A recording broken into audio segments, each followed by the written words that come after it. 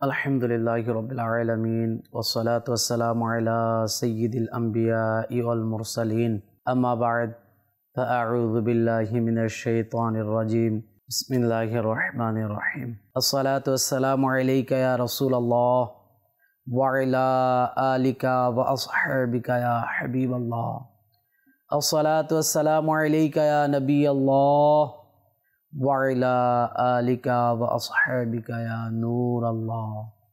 প্রিয় ইসলামী ভাইরা এবং মাদানী চ্যানেলের দর্শকবৃন্দ, আবার উপস্থিত হলাম মাদানী চ্যানেল বাংলার ধারাবাহিক অনুষ্ঠান আরশের ছায়ায় থাকবে যারা।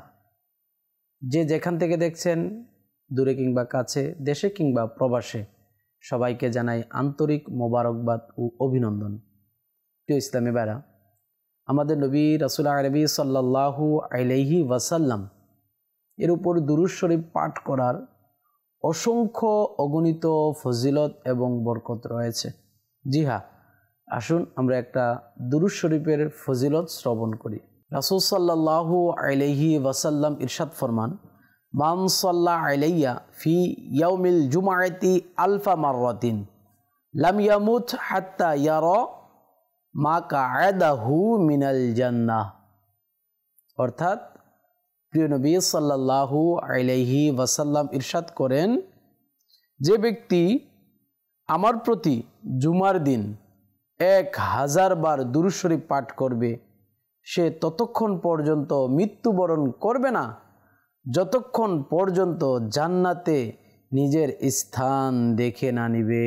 সুবহানাল্লাহ, সুবহানাল্লাহ। প্রিয় ইসলামী ভাইরা, আমরা যদি প্রতিদিন মাত্র 1000 বার দুরূদ শরীফ পাঠ করি, তাহলে রাসূল সাল্লাল্লাহু আলাইহি ওয়াসাল্লাম আমাদেরকে ঘোষণা করে দিয়েছেন যে আমরা দুনিয়াতে থেকে জান্নাতের আমাদের স্থান দেখা না পর্যন্ত আমরা মৃত্যুবরণ করব না। আমাদের উচিত আমরা যেন আমাদের নবী সাল্লাল্লাহু আলাইহি ওয়াসাল্লামের উপর দুরূদ শরীফ পাঠ করি। রাসূল সাল্লাল্লাহু আলাইহি ওয়াসাল্লামের উপর বেশি থেকে বেশি যেন দুরূদ শরীফ পাঠ করার অভ্যাস গড়ে নেই।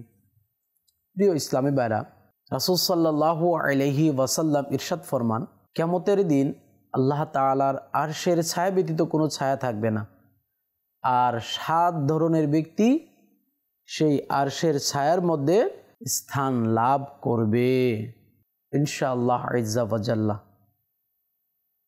আজকে আমরা সেই ব্যক্তিদের সম্পর্কে আলোচনা শ্রবণ করব, যেই ব্যক্তিরা আরশের ছায়া লাভ করবে। কিন্তু কেন, কারা? সেই 2 ব্যক্তি যারা আল্লাহর সন্তুষ্টি লাভের উদ্দেশ্যে বন্ধুত্ব ও ভালোবাসা স্থাপন করে, যারা এই ভালোবাসার উপর মিলিত হয় এবং এই ভালোবাসার উপরেই চির বিচ্ছিন্ন, অর্থাৎ তাদের মৃত্যু হয়। রাসূল সাল্লাল্লাহু আলাইহি ওয়াসাল্লাম বলেছেন যে সেই 2 ব্যক্তি যারা শুধুমাত্র আল্লাহ তাআলার সন্তুষ্টি অর্জনের জন্য পরস্পরকে ভালোবাসবে, বন্ধুত্ব স্থাপন করবে এবং এই বন্ধুত্বের মধ্যেই তাদের মৃত্যু হবে, তাহলে সে ওই দিন আরশের ছায়ার মধ্যে স্থান লাভ করবে, যেই দিন আরশের ছায়া ব্যতীত কোনো ছায়া থাকবে না। আমাদের উচিত আমরা যেন আল্লাহ এবং তার রাসূলকে সন্তুষ্টি করার জন্য, আল্লাহ তাআলাকে সন্তুষ্টি করার জন্য পরস্পরকে ভালোবাসি। যে ভালোবাসার কথা আল্লাহর হাবিব আমাদেরকে বলে গিয়েছেন, যেই মহব্বতের কথা আল্লাহ তাআলা বলেছেন, যেই মহব্বত সাহাবায়ে کرام পরস্পর করেছেন, শুধুমাত্র সেই মহব্বত জায়েজ এবং নেক মহব্বত আমরা যেন পরস্পরের মধ্যে স্থাপন করি। আসুন আমরা আরও 2-1টা ফজিলত শ্রবণ করে নেই হাদিসে মোবারকা থেকে। হযরতে সাইয়্যিদুনা আবু হুরায়রা রাদিয়াল্লাহু তাআলা আনহু থেকে বর্ণিত, মদিনার তাজদার রাসূলদের সরদার সাল্লাল্লাহু আলাইহি ওয়াসাল্লাম ইরশাদ করেন, ঈমানের পর সবচেয়ে উত্তম আমল হচ্ছে মানুষকে ভালোবাসা। সুবহানাল্লাহ, সুবহানাল্লাহ। রাসূল সাল্লাল্লাহু আলাইহি ওয়াসাল্লাম বলছে যে ঈমানের পর, মুমিন হওয়ার পর, ঈমান আনয়ন করার পর সবচেয়ে উত্তম আমল যেটা, সেটা হচ্ছে মানুষকে ভালোবাসা। মুসলমানকে ভালোবাসবে, মুহাব্বত করবে শুধুমাত্র আল্লাহ তাআলার সন্তুষ্টি অর্জনের জন্য। হযরতে সাইয়্যিদুনা আব্দুল্লাহ ইবনে ওমর রাদিয়াল্লাহু তাআলা আনহু থেকে বর্ণিত, প্রিয় আকা মাক্কি মাদানী মুস্তাফা সাল্লাল্লাহু আলাইহি ওয়াসাল্লাম ইরশাদ করেন, মধ্যম পন্থায় ব্যয় করা অর্ধেক জীবন ধারণের উপকরণ, মানুষকে ভালোবাসা অর্ধেক বুদ্ধিমত্তা এবং ভালো প্রশ্ন করা জ্ঞানের অর্ধেক। মানুষকে ভালোবাসা অর্ধেক বুদ্ধিমত্তা। যাদের বুদ্ধি রয়েছে, জ্ঞান রয়েছে, তারা মানুষকে ভালোবাসে। যেই ভালোবাসার কথা রাসূল সাল্লাল্লাহু আলাইহি ওয়াসাল্লাম বলেছেন। আসুন আমরা আরো শ্রবণ করি। হযরতে সাইয়্যিদুনা জাবির রাদিয়াল্লাহু তাআলা আনহু থেকে বর্ণিত, নবী করিম রউফুর রহিম সাল্লাল্লাহু আলাইহি ওয়াসাল্লাম ইরশাদ করেন, মানুষের সাথে উৎফুল্ল চিত্তে সাক্ষাৎ করা সদকা স্বরূপ। আপনি যখন কাউকে ভালোবেসে মুহাব্বত করে যখন তার সাথে সাক্ষাৎ করবেন, আনন্দ চিত্তে উৎফুল্ল ভাব নিয়ে, তাহলে আপনার এই সাক্ষাৎ করাটাও সাদকাতে পরিণত হয়ে যাবে। সুবহানাল্লাহ, সুবহানাল্লাহ। হযরতে সাইয়্যিদুনা আবু ইদ্রিস খাওলানি কুদ্দিসা সিররুহু নূরানি হযরতে সাইয়্যিদুনা মুআজ বিন জাবাল রাদিয়াল্লাহু তাআলা আনহুকে আরজ করলো, আমি আল্লাহ তাআলার সন্তুষ্টি অর্জনের জন্য আপনাকে মুহাব্বত করি, ভালোবাসি। হযরতে সাইয়্যিদুনা ইদ্রিস খাওলানি রহমতুল্লাহি তাআলা আলাইহি মুআজ বিন জাবাল রাদিয়াল্লাহু তাআলা আনহুকে বলতেছে যে আমি শুধু আল্লাহ তাআলার সন্তুষ্টির জন্য আপনাকে মুহাব্বত করি, ভালোবাসি। তখন হযরতে সাইয়্যিদুনা মুআজ রাদিয়াল্লাহু তাআলা আনহু ইরশাদ করলেন, তোমাকে মোবারকবাদ। আমি রাসূলুল্লাহ সাল্লাল্লাহু আলাইহি ওয়াসাল্লামকে বলতে শুনেছি, কিয়ামতের ময়দানে কতিপয় মানুষের জন্য আরশের ছায়া থাকবে, কতিপয় মানুষ আরশের ছায়ার মধ্যে স্থান পাবে এবং আরশের ছায়ার মধ্যে তাদের জন্য বসার কুরসি নসিব হবে, ব্যবস্থা হবে। তাদের চেহারাগুলো 14 তারিখের চাঁদের মতো উজ্জ্বল আলো হবে। মানুষ যখন ঘাবড়িয়ে যাবে, মানুষ চিন্তাগ্রস্ত হবে, ভয়ের মধ্যে থাকবে, তখন তাদের মধ্যে কোনো ঘাবড়াহাট থাকবে না, ভয় থাকবে না, চিন্তা ভাবনা থাকবে না। তারা আল্লাহ তাআলার বন্ধু, তাদের না আছে কোনো ভয়, না আছে কোনো চিন্তা। সুবহানাল্লাহ, সুবহানাল্লাহ। তখন আরজ করা হলো, ইয়া রাসূলুল্লাহ, তারা কারা? কে হবে ওই সমস্ত লোক, ওই সমস্ত মানুষ? ইরশাদ করলেন, আল্লাহ আজ্জা ওয়া জালের সন্তুষ্টির জন্য যারা পরস্পরকে মুহাব্বত করবে। সুবহানাল্লাহ, সুবহানাল্লাহ। প্রিয় ইসলামী ভাইরা, একজন মুসলমান আরেকজন মুসলমানকে যদি শুধুমাত্র আল্লাহর সন্তুষ্টির জন্য মুহাব্বত করে ভালোবাসে, নিজের নাফসানিয়তের জন্য নয়, নিজের উপকারের জন্য নয়, নিজের স্বার্থ হাসিলের জন্য নয়, দুনিয়ার লাভ লালসা লোভের জন্য নয়, অর্থ উপার্জনের জন্য নয়, কিসের জন্য? শুধুমাত্র আল্লাহ এবং তার রাসূলের সন্তুষ্টির জন্য যদি কোনো মুসলমানকে ভালোবাসে, তাহলে সে কিয়ামতের ময়দানে, যেদিন মানুষ ভয়ের মধ্যে থাকবে, যেদিন মানুষ চিন্তার মধ্যে থাকবে, আরশের ছায়া ব্যতীত কোনো ছায়া থাকবে না, ওই কঠিন সময়ে তারা আরশের ছায়ার মধ্যে থাকবে। তাদের চেহারাগুলো উজ্জ্বল 14 তারিখের চাঁদের মতো ঝলমল করবে। সুবহানাল্লাহ। কিন্তু আমাদের মধ্যে যারা নিজেদের স্বার্থের জন্য, দুনিয়াবী সম্পদ উপার্জনের জন্য, নিজের খারাপ উদ্দেশ্য নিয়ে যদি কাউকে মহব্বত করি, ভালোবাসি, এটা তো ফজিলত পাবো দূরের কথা, বরঞ্চ আল্লাহ তাআলার নাফরমানির মধ্যে লিপ্ত হব। আমাদের সমাজে বর্তমানে যেই মহব্বত প্রচলন রয়েছে, নাজাইজ এবং হারাম মহব্বত প্রচলন রয়েছে, হয়তোবা যেই মহব্বতের কথা আল্লাহ এবং রাসূল নিষেধ করেছে তা, আর না হয় নিজের স্বার্থ হাসিলের জন্য, নিজের দুনিয়াবী লাভের জন্য, সম্পদ উপার্জনের জন্য, বিপদ থেকে বাঁচার জন্য, বিপদে নিজেকে তাকে নিজের কাজে লাগানোর জন্য না। প্রিয় ইসলামী ভাই, কোনো মুসলমানকে ভালোবাসতে হবে শুধু আল্লাহ এবং তার রাসূলের জন্য। কোনো মুসলমানকে ভালোবাসতে হবে শুধু আল্লাহ তাআলাকে খুশি করার জন্য। হোক সে গরিব, হোক সে ধনী, হোক সে ফর্সা, হোক সে কুৎসিত, আপনি তো শুধু আল্লাহ এবং তার রাসূলের ভালো মহব্বতের জন্য তাকে ভালোবাসবেন।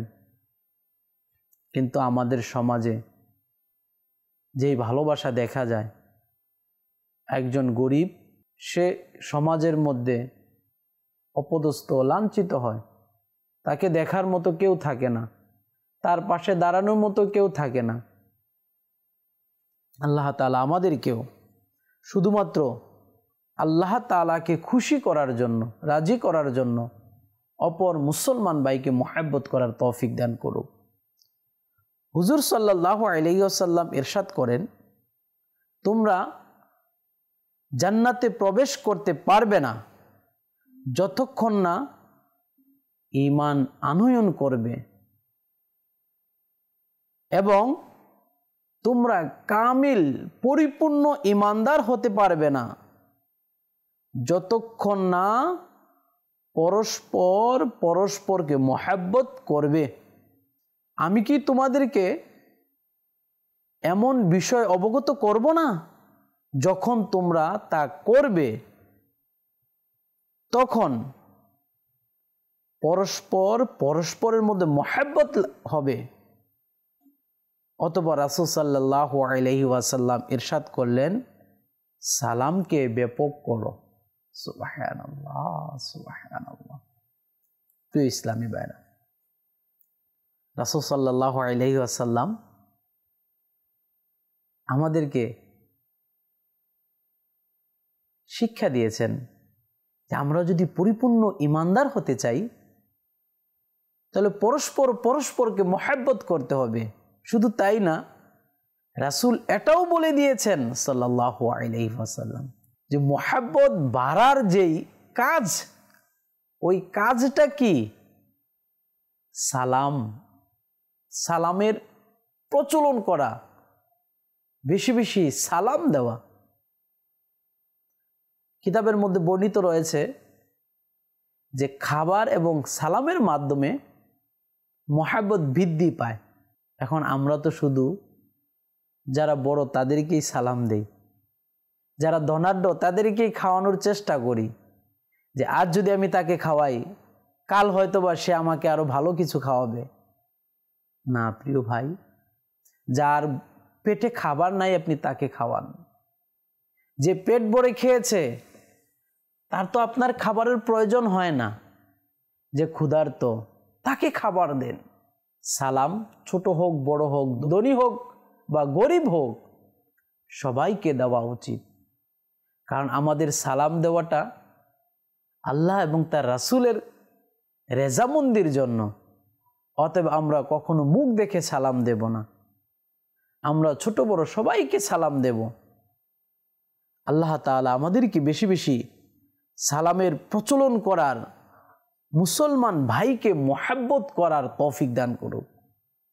আর মুসলমানকে কেনই বা মোহাব্বত করবে না? কিতাবের মধ্যে রয়েছে যে মুসলমানের মধ্যে যে সম্পর্কটা, এটা একটা বডির মতো, শরীরের মতো।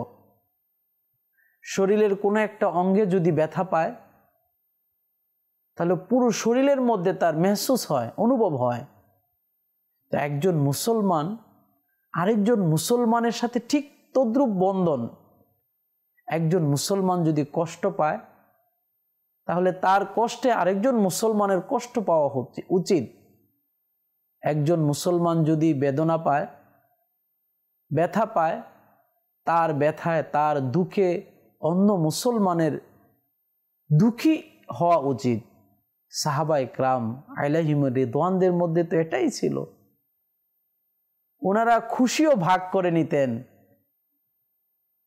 এবং কি দুঃখও ভাগ করে নিতেন। আপনারা জানেন সাহাবায়ে কেরামের মধ্যে দুটা দল ছিল। একটা দলের নাম ছিল মুহাজির, আরেকটা দল ছিল আনসার। যখন মুহাজির সাহাবায়ে কেরামগণ মদিনাতে হিজরত করলেন, আনসার সাহাবাগণ মুহাজিরদের পাশে এসে দাঁড়ালেন। তাদের দুঃখে দুঃখী হয়ে নিজেদের সর্বোচ্চ তাদের জন্য বিলীন করে দিয়েছেন, নিজের ভাই বানিয়ে নিয়েছেন, সম্পদ অর্ধেক বন্টন করে তাদেরকে দিয়ে দিয়েছেন। দুটা ঘর থাকলে একটা ঘর মুহাজির সাহাবীকে দিয়ে দিয়েছেন। দুইটা বাগান থাকলে একটা বাগান মুহাজির সাহাবীকে দিয়ে দিয়েছেন। সুবহানাল্লাহ, সুবহানাল্লাহ। সাহাবায়ে কেরামের মধ্যে পরস্পর কেমন মুহাব্বত ছিল। সমস্ত সাহাবায়ে কেরাম, আল্লাহ রাসূলের যত সাহাবী ছিলেন, সমস্ত সাহাবায়ে কেরামের মধ্যে মুহাব্বত ছিল, ভালোবাসা ছিল। হযরত আমিরে মুআবিয়া রাদিয়াল্লাহু তাআলা আনহু, হযরত আলী রাদিয়াল্লাহু তাআলা আনহু, আবু বকর সিদ্দিক রাদিয়াল্লাহু তাআলা আনহু, সমস্ত সাহাবীদের মধ্যে মুহাব্বত, ভালোবাসা ছিল, ঐক্য ছিল। হ্যাঁ, কোরআনের মধ্যে আছে উনাদের মধ্যে মায়ার বন্ধন ছিল। উনারা একজন আরেকজনকে ভালোবাসতেন শুধুমাত্র আল্লাহ তাআলার জন্য। নিজের সর্বোচ্চ উনারা বিলীন করে দিয়েছেন শুধুমাত্র আল্লাহ তাআলার জন্য। আল্লাহ তাআলা পবিত্র কোরআনুল কারীমে ইরশাদ ফরমান, মুসলমান ভাই তো আপন দুই ভাইয়ের মধ্যে মীমাংসা করো, সুলহ করো, আল্লাহকে ভয় করো, যাতে তোমাদের উপর রহমত হয়। সুবহানাল্লাহ, সুবহানাল্লাহ।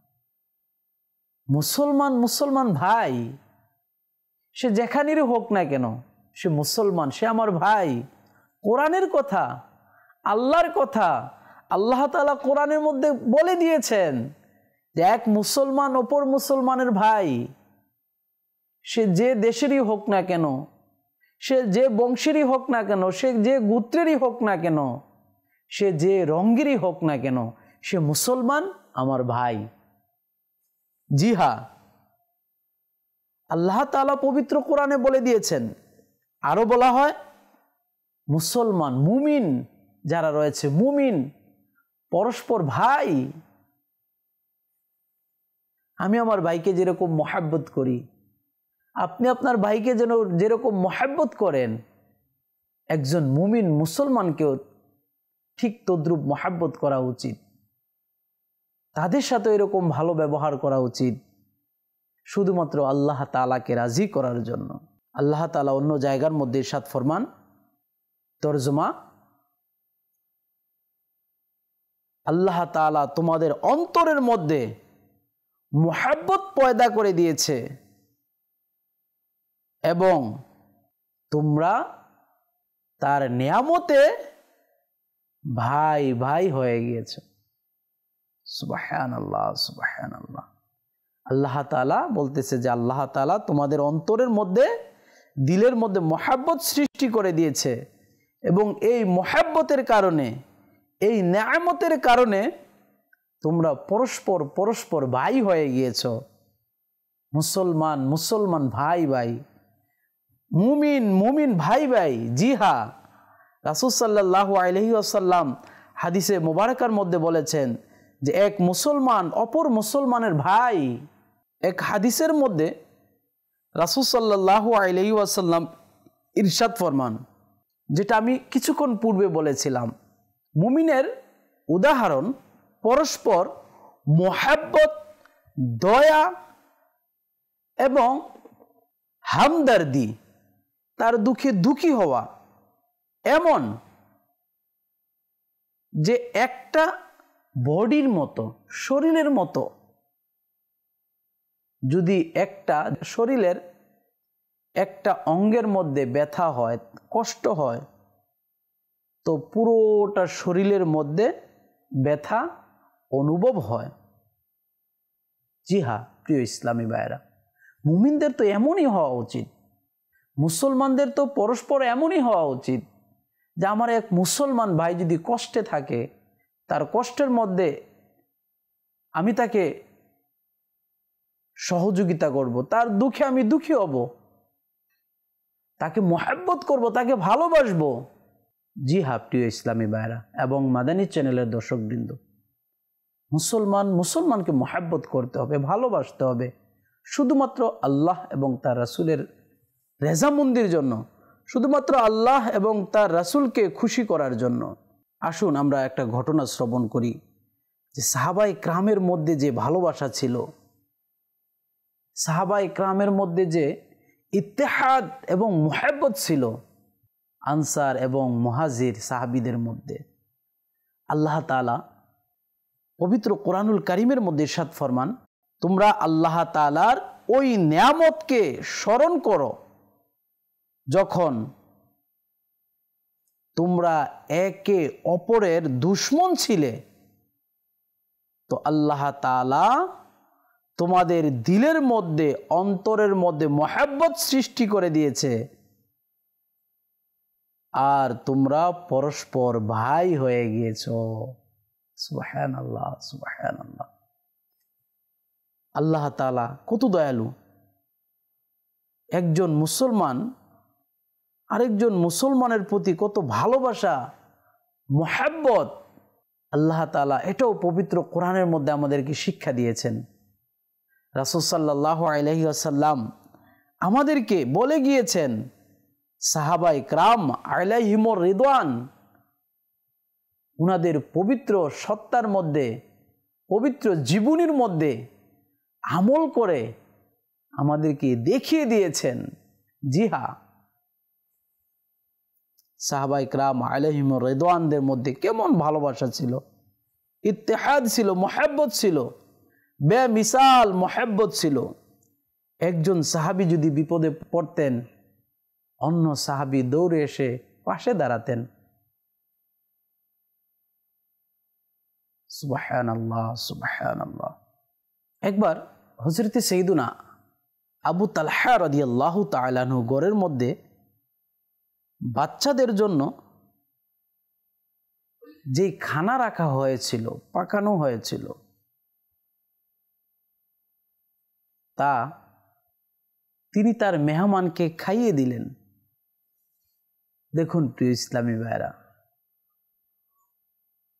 এবং নিজেরা পরিবার পরিজন যারা ছিল সবাই উপবাস রইলেন, না খেয়ে অনাহারে ছিলেন। তখন আল্লাহ তাআলা পবিত্র কোরআনুল কারীমের মধ্যে আয়াত নাজিল করলেন। আল্লাহ তাআলা বলেন,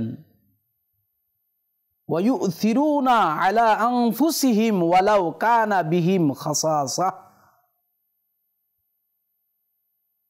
তারা নিজেরা নিজেদের ব্যতীত